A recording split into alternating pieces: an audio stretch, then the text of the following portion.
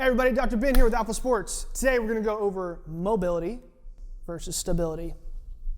Do we even need them? Come back to find out.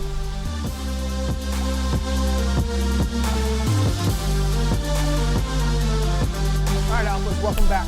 So, like I said, we're going to go over mobility and stability.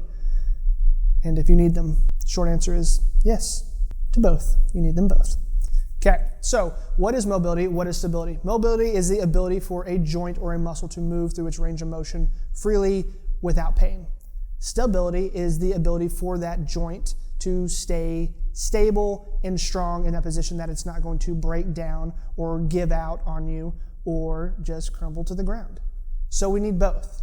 In our bodies, our joints are alternating mobile, stable, mobile, stable, mobile, stable as we go from the ground and we work our way up. So Mitch is going to come over here, and we're going to look at his joints from top down. Turn around.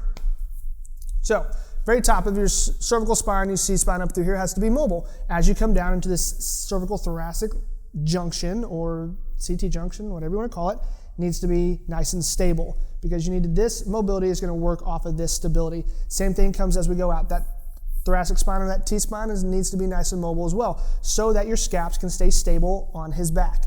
That allows the mobility of his shoulders to come out, super mobile joints, which then translates out into elbows being nice and stable so that our wrists can be nice and mobile. They play off of each other, and I'll explain that in a minute. Then it comes down into our our lower lumbars, into our pelvis, and into our SI joints and our sacrum. That needs to be nice and stable, which is going to translate into mobility into our hips, our little hip capsules. Your hips are actually out here.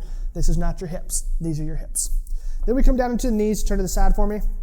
Knees, nice and stable. Ankle, nice and mobile. His forefoot, or his arch, needs to be nice and stable, all the way up into his big toe, which is nice and mobile. So the ability to have mobile and stable joints allows you to get into certain positions that I would say are athletic positions, like a squat. Go ahead and do a little air squat for me real quick.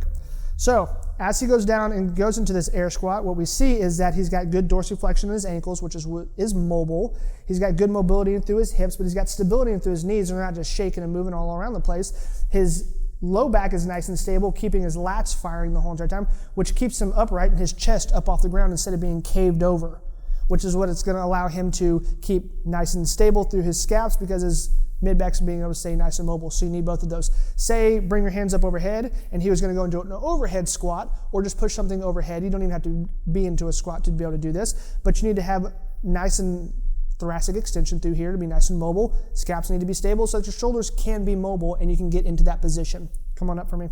Actually, just go away.